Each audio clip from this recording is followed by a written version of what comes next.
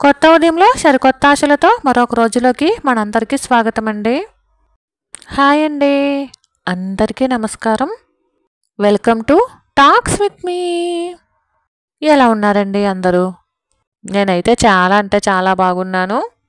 మీరందరూ కూడా ఇంకా బాగుండాలని మనస్ఫూర్తిగా కోరుకుంటున్నాను. ఇవాల్టి వీడియోలో మనకి హాలిడేస్ వస్తున్నాయి కాబట్టి సాధారణంగా యాత్రలకు కానీ, పుణ్యక్షేత్రాలకు కానీ, ట్రిప్స్కి కానీ, టూర్స్కి కానీ ఇలా ఏదో ఒక ప్రయాణం అయితే పెట్టుకుంటూ ఉంటాం కదా. ఆ ప్రయాణాలలో మనం ఒక బడ్జెట్ అనుకుంటూ ఉంటాము. కానీ అనుకున్న బడ్జెట్ కన్నా ఈ ట్రిప్స్ల్లో కానీ, యాత్రల్లో కానీ ఎక్కువ అమౌంట్ ఖర్చు అవుతూ ఉంటుంది. అది మనం ఆ ట్రిప్లో ఉన్నప్పుడు లేదా ఆ యాత్రలో ఉన్నప్పుడు పెద్దగా పట్టించుకోకపోవచ్చు. కానీ ఇంటికి వచ్చిన తర్వాత లెక్కలు వేసుకుంటే లేదా మనం అనుకున్న బడ్జెట్ దాటితే ఆ నెలలో మనమే ఇబ్బంది పడాల్సి వస్తుంది కదా. అలా ట్రిప్స్కి కానీ, యాత్రలకు కానీ వెళ్ళినప్పుడు అనుకున్న బడ్జెట్ కన్నా ఎక్కువ అమౌంట్ ఖర్చు అవ్వకుండా ఉండాలంటే ఎటువంటి నియమాలు పాటించవచ్చో ఈ వీడియోలో చూసేద్దామండి.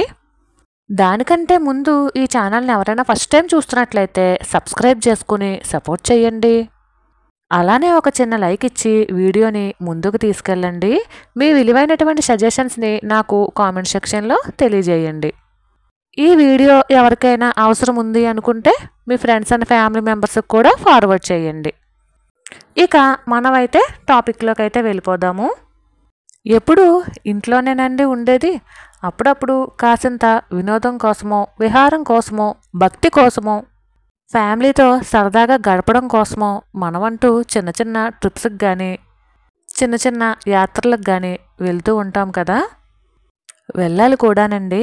ఎందుకంటే మనకి విహారయాత్రలు కానీ, వినోదయాత్రలు కానీ మన మనసుకి కొత్త ఉత్తేజాన్ని అందిస్తాయండి.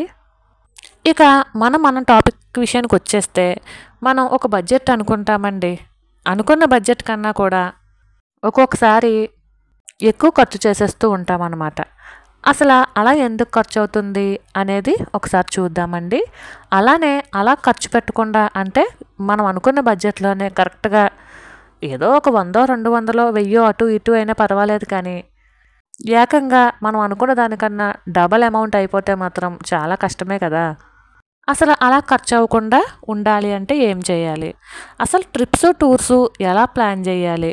బడ్జెట్ ఎక్కువ కాకుండా ఉండాలి అంటే ఏం చెయ్యాలి అనేది ఈ వీడియోలో ఒకసారి నాకున్న ఐడియాని మీ అందరితో షేర్ చేస్తానండి. మనం ఒక మనిషికి 3000నో, 5000నో, 10,000నో ట్రిప్స్కి కావచ్చు, యాత్రలకు కావచ్చు అనుకుని మనమైతే బయలుదేరతామండి. తీరా చూసేసరికి అక్కడికి వెళ్ళిన తర్వాత రూమ్స్ రెంట్ కానీ, లేదా అక్కడ మనం కొన్న చిన్న చిన్న వస్తువులు కానీ, మనం మన వాళ్ళ గురించి తీసుకున్నటువంటి గిఫ్ట్ల వల్ల కానీ మనకి అమౌంట్ కొంచెం ఎక్కువ అవుతుంది. అది కూడా ఏమీ కాదండి.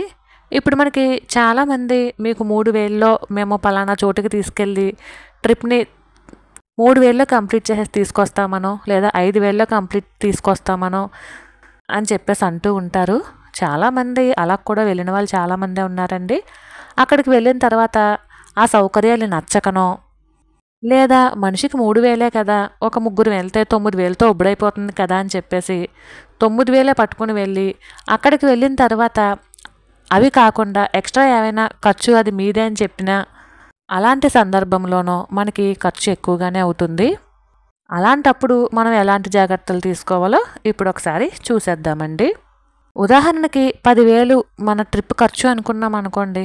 పోనీ ఒక 15,000 అయ్యింది, రీజనబుల్లే. 15,000 కాకుండా 20,000 అయిపోయింది అనుకోండి. అప్పుడు ఇంకొక 5,000 మనం అప్పైనా చేయాల్సి ఉంటుంది, లేదా క్రెడిట్ కార్డ్ అయినా వాడాల్సి ఉంటుంది. చాలామంది ఈ ట్రిప్స్కి ఎక్కువగా క్రెడిట్ కార్డే వాడుతూ ఉంటారు. మనకి 5,000 కదా ఎక్కువ అయ్యింది, వచ్చే నెల కట్టేద్దాం అనుకుంటాము. కానీ మన ఇంటి బడ్జెట్ వల్ల ఆ వచ్చే నెల కూడా కట్టడానికి కుదరకపోవచ్చండి. అలాంటప్పుడు క్రెడిట్ కార్డు స్కోరు తగ్గిపోతుంది, మనకి వడ్డీ కూడా పడిపోతుంది. అప్పుడు అప్పు అయినట్టే ఉంటుందండి. అలా కాకుండా చిన్న చితకా జాగ్రత్తలు తీసుకుని ట్రిప్స్ని ఏ టెన్షను లేకుండా హ్యాపీగా మన యాత్రలు మనం కంప్లీట్ చేసుకుని మంచిగా దర్జాగా చక్కగా ప్లాన్ చేసుకుని వెళ్ళామనుకోండి, వచ్చేటప్పుడు కూడా అంతే హ్యాపీగా రావచ్చు అనేది నా అభిప్రాయము. ఇప్పుడైతే ఒక ఐడియా రూపంలో మీ అందరితో షేర్ చేస్తున్నాను. అసలు ట్రిప్స్కి కానీ యాత్రలకు కానీ వెళ్ళినప్పుడు తప్పనిసరిగా చేయవలసిన ఖర్చులు, అలానే అనవసరపు ఖర్చులు ఏమున్నాయి అనేది ఒకసారి చూసేద్దామండి. ఇవన్నీ కూడా బడ్జెట్లో ట్రిప్స్ ప్లాన్ చేద్దాము అనుకునే వారికి మాత్రమేనండి. మనీ ఉండి ఎంతైనా ఖర్చు పెట్టుకుంటాము అనే వాళ్ళకి ఏమీ కాదు. ఇప్పుడైతే మనం తప్పనిసరిగా ఖర్చు పెట్టాల్సినవి కొన్ని ఉంటాయండి ట్రిప్స్కి కానీ యాత్రకు కానీ ఎక్కడికైనా వెళ్ళినప్పుడు. అలానే అనవసరమైనటువంటి ఖర్చులు కూడా చాలానే ఉంటాయి. అవి కూడా ఏమిటో ఒకసారి చూసేద్దాము. తప్పనిసరి ఖర్చులు అంటే మనం బస్ మీదో లేదా ట్రైన్ మీదో లేదా కార్ మీదో ఇలా వెళ్తూ ఉంటాం కదా. బస్సుకి ట్రైన్కి టికెట్స్ ముందే తీసేసుకుంటామండి. అవి మనకి తప్పనిసరి. ఇంకా అది మన ఆదాయం బట్టి మనం ట్రైన్ అయితే స్లీపర్ క్లాస్కే వెళ్దాం అనుకున్నా, ఫస్ట్ క్లాస్కే వెళ్దాం అనుకున్నా, లేదా థర్డ్ ఏసీకి వెళ్దాం అనుకున్నా, సెకండ్ ఏసీకి వెళ్దాం అనుకున్నా మన ఆదాయం బట్టి మనం ఎంతైతే వేసుకుంటామో ట్రైన్ టికెట్కి సేమ్ అలానే బస్ కూడా అంతే కదండి. స్లీపర్ అయితే స్లీపరు, ఏసీ బస్ అయితే ఏసీ బస్సు, ఏదైతే అది మనం టికెట్స్ అయితే దానిని మనం తగ్గించలేము. క్రెడిట్ కార్డులో తీసుకుంటే ముందే బుక్ చేసుకుంటే ఏమైనా కొంచెం ఆఫర్స్లో ఏమైనా తగ్గితే తగ్గచ్చు, కానీ లేదంటే కంప్లీట్గా అయితే ఈ టికెట్స్ అనేవి మన చేతిలో లేనటువంటి ఖర్చు అండి.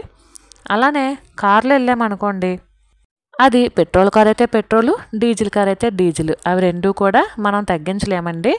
అలానే టోల్ గేట్స్ని కూడా మనం తగ్గించలేము.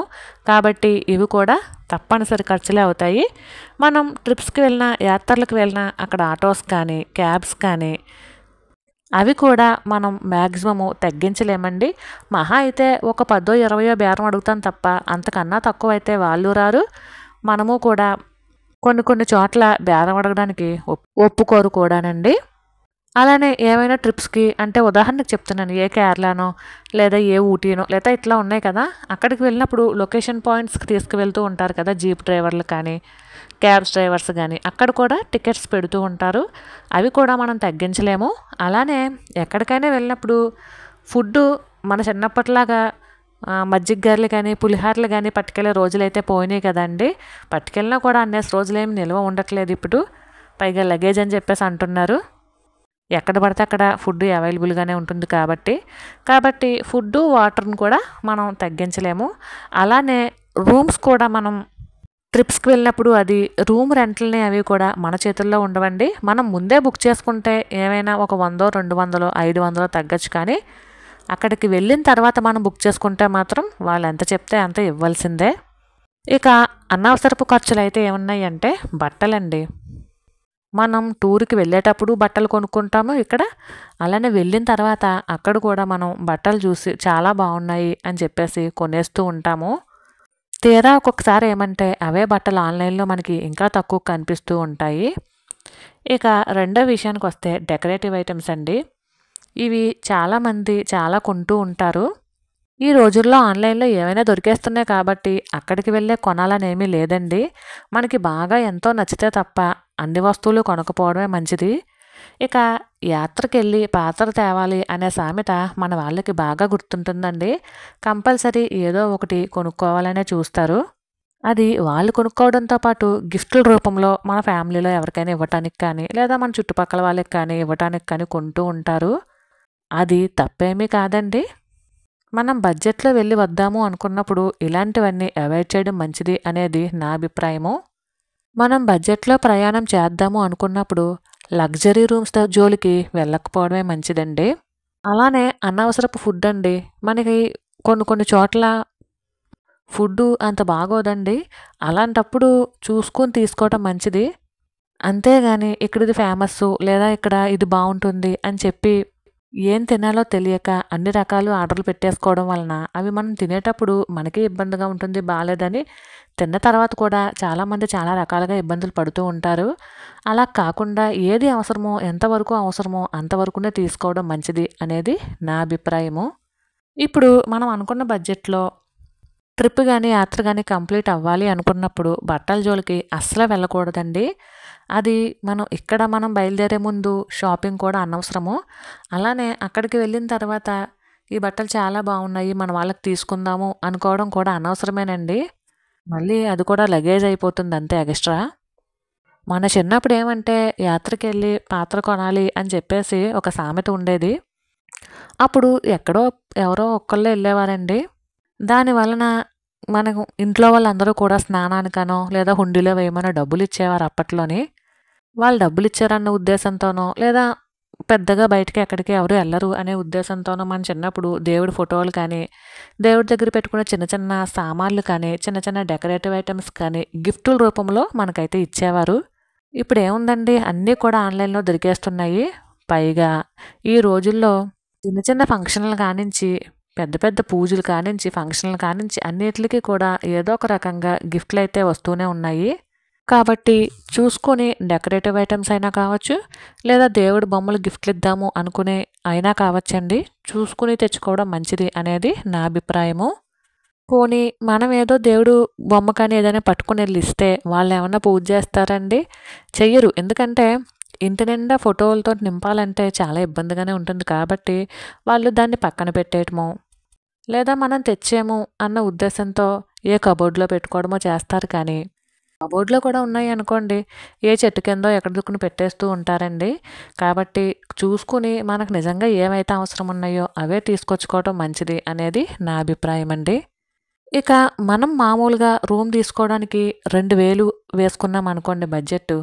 మనం అక్కడికి వెళ్ళిన తర్వాత ఆ రూమ్ బాగాలేదు, వేరే రూమ్ తీసుకున్నాము, కొంచెం లగ్జరీగా తీసుకున్నాము అనుకున్నప్పుడు ఇంకో 2000 ఎక్స్ట్రా వేసి 4000 రూమ్ అని చెప్పారు అనుకోండి, ఇంకా తప్పదు అన్నప్పుడు తీసుకోవాలి. ఇంకా తప్పదండి, ఇంకా ఖర్చునైతే మనం అంత గమ్మున తగ్గించలేము.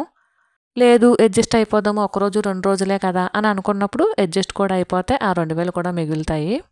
ఇక ఆఖరిది వచ్చేసి అనవసరపు ఫుడ్ అండి. దీన్ని టోటల్గా నేనైతే అవాయిడ్ చేయమనే చెప్తాను. అంటే మొత్తానికి ఫుడ్ తీసుకోవద్దు అనేసి నేనేం చెప్పట్లేదు, తినాలండి.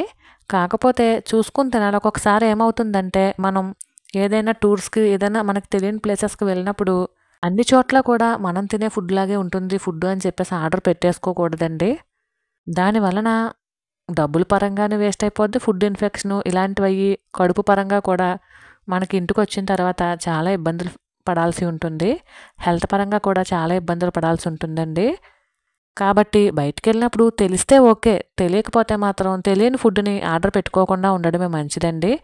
ఎక్కువగా చక్కగా నీళ్ళు తాగండి, లేదా ఫ్రూట్స్ తినండి, ఫ్రూట్ జ్యూసులు తాగండి. ఇలాంటివి మనం ఎక్కువ ప్రిఫరెన్స్ చేసామనుకోండి బయటికి వెళ్ళినప్పుడు మనం హెల్తీగానే ఉంటాము. ఇంకో 4 చోట్ల తిరిగే అవకాశం కూడా మనకు ఉంటుంది. మనకి తెలియని ఫుడ్ తిన్నప్పుడు మనీ పరంగా వేస్ట్ అవుతుంది, ఆరోగ్యపరంగానూ ఇబ్బంది పడతామండి. మా చిన్నప్పుడు దసరా హాలిడేస్ అంటే ఎక్కువగా అమ్మమ్మ ఇంటికే వెళ్ళిపోయేవాళ్ళమండి. అప్పుడు అమ్మమ్మ వాళ్ళతో కలిసి ఏమైనా వెళ్తే తిరుపతి, విజయవాడ, అన్నవరం ఇట్లాంటివి వెళ్ళేవాళ్ళము. ఇప్పుడైతే హాలిడేస్ అనేసరికి కేరళ, కర్ణాటక, తమిళనాడు, కాశ్మీరు, మనాలీలు ఇలాగా మన దేశంలోనే కాదు ఇతర దేశాలకు కూడా వెళ్ళేవాళ్ళు ఉన్నారండి. ఎవరు ఎక్కడికి వెళ్ళినా హాలిడేస్కి అందరూ కూడా ఉన్న టెన్షన్లన్నీ మర్చిపోయి చక్కగా హాలిడేస్ని ఎంజాయ్ చేసి ఎంత హ్యాపీగా అయితే టూర్స్కి కానీ ట్రిప్స్కి కానీ యాత్రకు కానీ వెళ్ళారో అంతే హ్యాపీనెస్తో మంచి మంచి మెమొరీస్ని తీసుకుని చక్కగా మళ్ళీ యథావిధిగా ఎవరి ఇంటికి వాళ్ళు హ్యాపీగా ఆరోగ్యంగా వస్తారని మనస్ఫూర్తిగా కోరుకుంటున్నానండి. హాలిడేస్కి వెళ్ళే వాళ్ళందరికీ కూడా క్షేమంగా వెళ్ళి అంతే క్షేమంగా ఇంటికి వచ్చి లాభంగా ఉండాలని మనస్ఫూర్తిగా కోరుకుంటున్నానండి. మరైతే ఇదేనండి ఇవాల్టి వీడియో. ఈ వీడియో కనుక మీ అందరికీ నచ్చినట్లయితే ప్లీజ్ అండి, మళ్ళీ అడుగుతున్నాను, సబ్స్క్రైబ్ చేసుకుని సపోర్ట్ చేయండి. మరైతే ఉంటాను. Thank you for watching. Bye.